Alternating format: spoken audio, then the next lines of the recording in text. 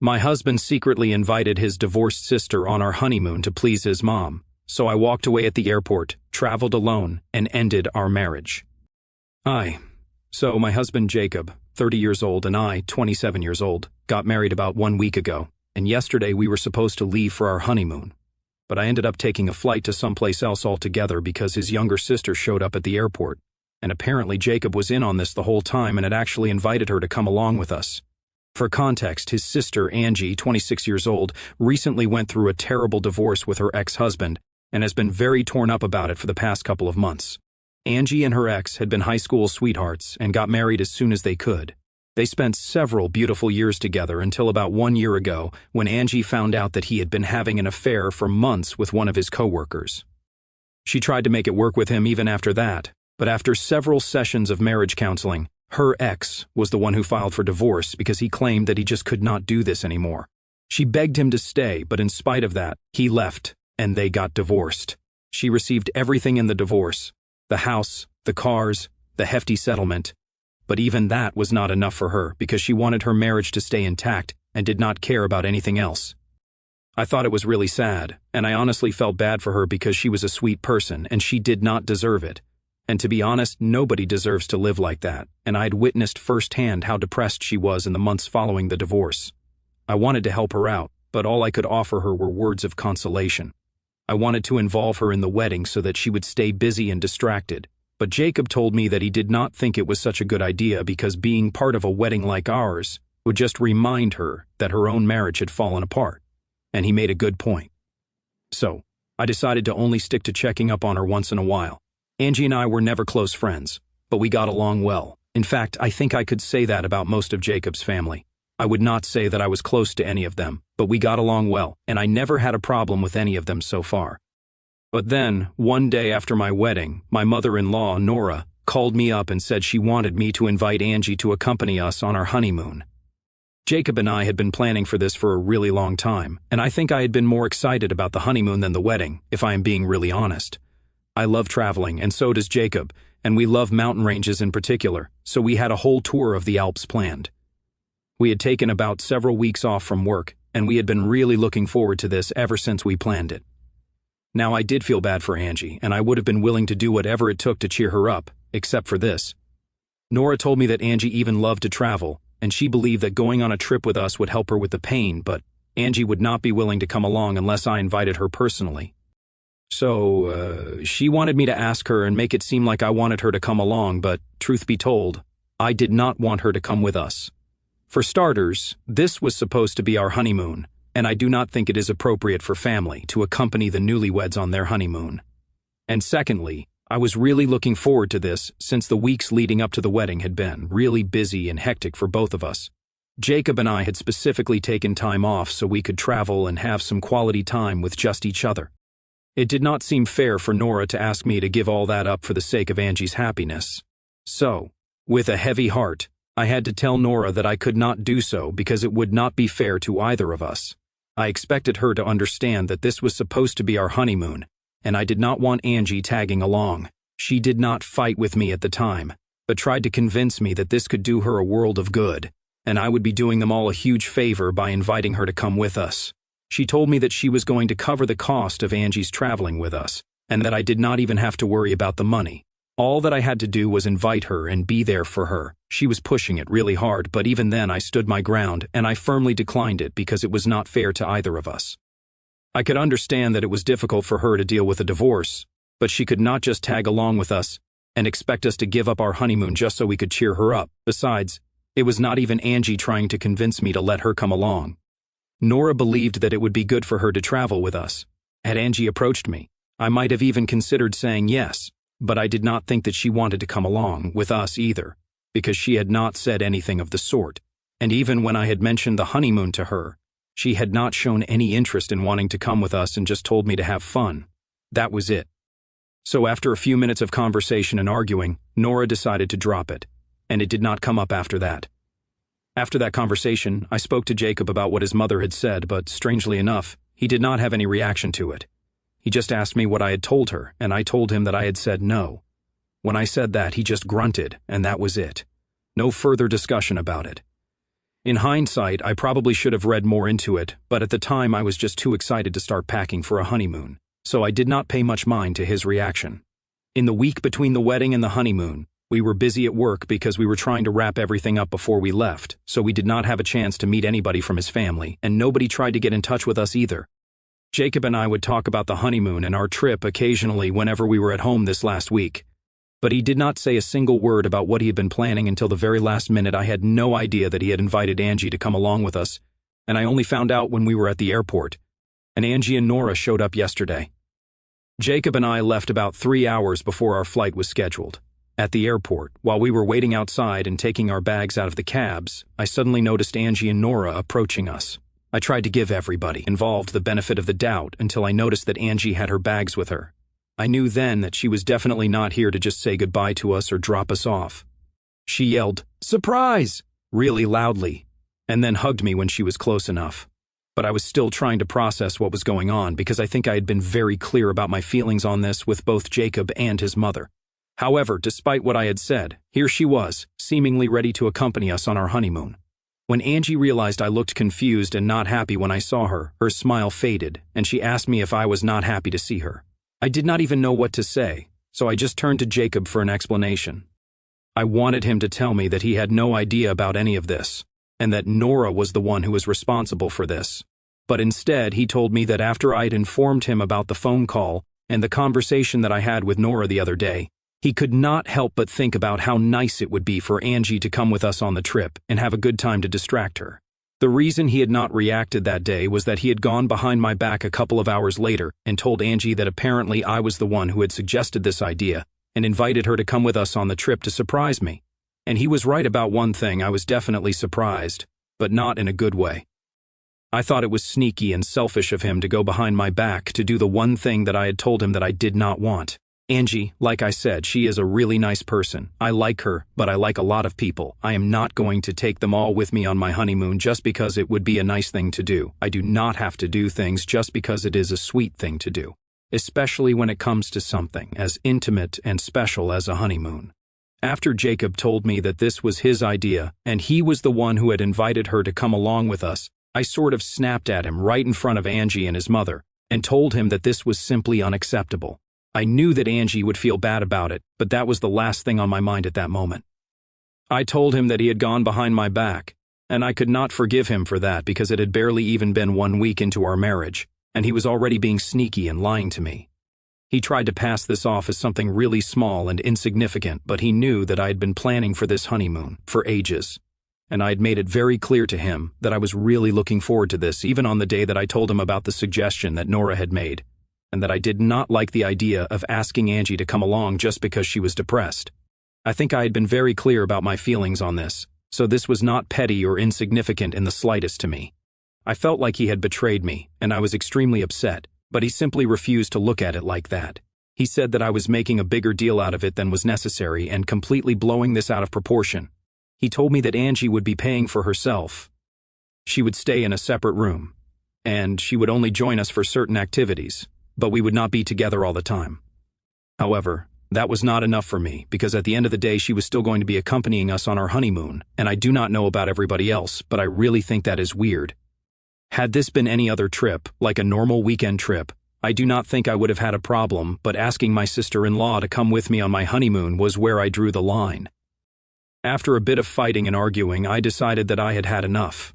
And since Jacob refused to take accountability and accept that he had done something messed up, I thought that I was better off going away on my own. I had already taken 3 weeks off from work, and I was not going to let that go to waste. So, I dropped the argument, went inside the airport after telling him not to follow me, but of course he did follow me. However, I did not want him around at that particular point in time, so I actually had to yell at him to stop following me around and said that I did not want him anywhere near me, or I really would report him for harassment. That stopped him from coming after me, but I could tell from his face that he was really upset and hurt by what I said. I did not care because I was pissed off, and I just wanted to be away from him. So once I had yelled at him and he had stopped following me, I decided to get myself a ticket and hopped on to the next flight to Miami. I was really lucky because it did not require me to wait for long, and I was on the flight before Jacob even had a chance to change his mind about following me. Once I landed in Miami, I decided to turn on my phone and check for texts, and I realized that my inbox was full of messages from Jacob, Angie, and Nora. All of them seemed to be really apologetic for whatever had happened, but the only apology that really stood out was the one that I received from Angie. She told me that when a few days ago Jacob had visited her and told her that I had been suggesting that she accompany us on our honeymoon, she could barely even believe it. Apparently, she was even about to ask me if I was actually okay with it because she did not want to be intruding, but Jacob was the one who told her not to ask me because he wanted it to be a surprise for me. He had laid it on thick and made her believe that this was my idea, but after our fight at the airport, it had become clear to her that this was all planned by her mother and her brother, and she said that she was sorry on their behalf because what they had done was really stupid, and she did not blame me for reacting the way that I did because if she was in my place, she probably would have done the same thing. Her apology seemed genuine, and I told her that it was okay. I could understand that she was going through something really difficult, and she was not even involved in any of this, so I forgave her. But with Jacob and Nora, it was a different story altogether. Jacob was apologizing, but he was also trying hard to make me seem like the bad guy here, and the same applied to Nora as well. They were trying to push me into believing that they only had good intentions, and did not think that I would get so upset about this. They claimed that they had believed that I would eventually be okay with this because I always acted like I liked Angie, and I do. I really like her. But, like I said, that does not mean that I want her around on my honeymoon, and if they cannot accept it, then I do not know what to tell them. Now I know for a fact that I am not in the wrong here, but I still kind of feel bad, and it does not help that ever since I landed here, I've been fighting with Jacob non-stop. It is because he just does not want to accept that he messed up by going behind my back and that this was not the right thing to do. I understand, and I really respect the fact that he loves his family so much and is willing to make sacrifices for them. But I think it is extremely unfair to expect me to make the same sacrifices for his family, and not to mention, I am his family as well now, and he owes me certain things. It just feels like my happiness does not mean as much to him as his family's, and it feels really petty to make it seem like a competition, but that is how it appears. If he actually valued my happiness as much as he values his sister's, maybe he would not have gone behind my back and done the one thing that I asked him not to do. We have been fighting, and it has been really bad because we have just been married for 1 week, and we have gotten off on the wrong foot already. We have been together for almost 10 years before this, and I feel like crap right now because something like this has never happened before. We have always had a relatively normal relationship, and yes, of course, like any other couple, we have also had fights, but none of this magnitude, and I just do not know how to deal with this. He insists that his heart was in the right place, and that I really need to understand that. He claims that while having Angie accompany us on the honeymoon was not going to really ruin anything for me, it would have meant a great deal to her, and maybe even saved her from getting worse down the road. And I cannot explain to him that having Angie accompany us on our honeymoon would have kind of really ruined it for me, without sounding like a really terrible person, and the kind of wife who wants to separate her husband from her family. But I promise you guys that is not the case. I know, logically, I am not the bad guy here, but all the fighting with my husband has made me feel like I am losing my mind, and I have absolutely no idea how to go ahead. Am I the asshole for leaving my husband behind at the airport and canceling our honeymoon when I realized that he had invited his sister to accompany us on our trip? Update 1. So, I am still in Miami, and I have been traveling a lot. This is my first time here, and a lot of you guys suggested a couple of places that I should go see, and I have been doing exactly that to take my mind off of things. I still have not been able to sort things out with my husband because Jacob is being very stubborn. He is sticking to whatever he believes, and he honestly thinks that having Angie with us on the honeymoon would not have been any different. He is so convinced of it that it took me all the comments here to make me realize that I was not going crazy and that he was being unreasonable. I cannot understand why he does not get it when even Angie herself has acknowledged that it would have been weird. He has been texting me, but I have just given up on trying to explain things to him. I had been arguing for a while, but I completely wasted the last few days that I have been here staying in my hotel room and arguing with him. I have spent enough of my time trying to make him see sense, but I cannot help him if he refuses to acknowledge the obvious. The worst part of this is that I cannot even fully enjoy myself because, in the back of my mind, I keep thinking about Jacob and what I'm going to say to him when I go back. I cannot avoid him forever, and we are literally married, so it is not even like we can just break up and be done with it. My entire existence feels heavy, and I do not know. I just feel like everything is going wrong right now. I have talked to my parents about this, but they do not really know what to do either. They only advise me to do whatever I felt was right, and they would be supportive of it. And I guess that is kind of helpful, knowing that they will be on my side no matter what. But I cannot help feeling like everything is falling apart, and the fact that it has been less than even 1 month since our wedding is what makes everything so much harder to deal with. I know it is really easy for people to just tell me that this is a huge red flag and I should leave my husband, get divorced, be done with it. But in reality, it is not that easy, and I am not even talking about the legal process of divorce. I am talking about the emotional and mental toll it takes. I do not know what I am going to do. Full disclosure, I just have absolutely no idea, and I do not even know what to expect. Update 2. I returned from Miami a couple of days ago, and I do not know. Things have not been great so far. The day that I came back, I returned to an empty home because Jacob was not here. I spent 3 weeks in Miami, and after 2.5 weeks, he stopped texting me. Even the last few messages that he sent me he was still insisting that he did not have bad intentions, and that I needed to reconsider whatever I was doing.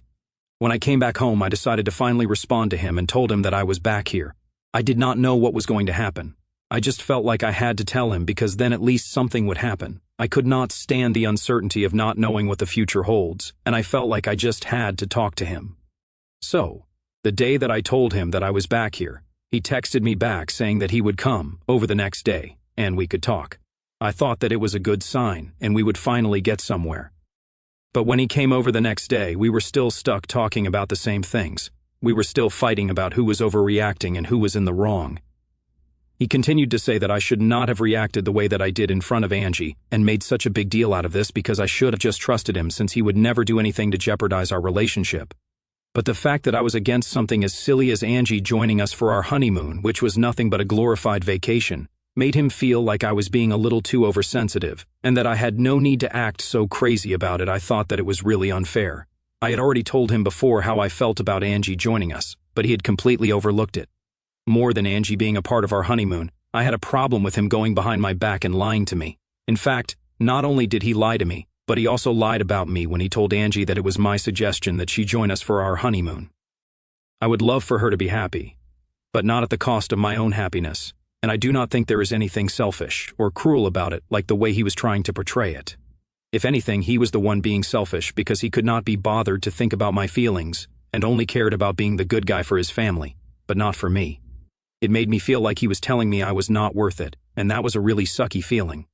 On top of that, there was the fact that he was currently living in a hotel because he said that he had not even left after he found out that I had taken off without him. He told me that after I stopped responding to his messages, he had half a mind to go ahead and file for divorce because he thought I was taking things too far. I thought this attitude was uncalled for because he was the one who screwed up. We argued a lot, and to sum things up, there was absolutely no improvement in our situation. He keeps saying, I do not have a sibling, which is why I do not understand why this is so important to him, and all right, maybe that is true. I will never personally understand what it is like to have a sibling and care for them so much. But, you know what? There were several people in the comments of this post who did have siblings, and they told me that this was taking things too far. So, yeah, maybe he is the one in the wrong, and he is just trying to gaslight me into believing that I am the one who is overreacting.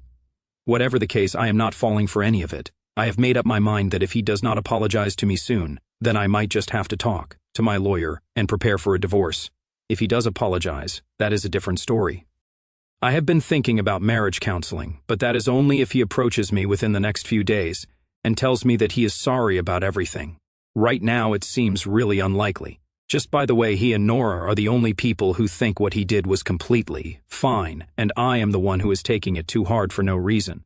But Angie, the person who they are fighting so hard for, is actually on my side on this.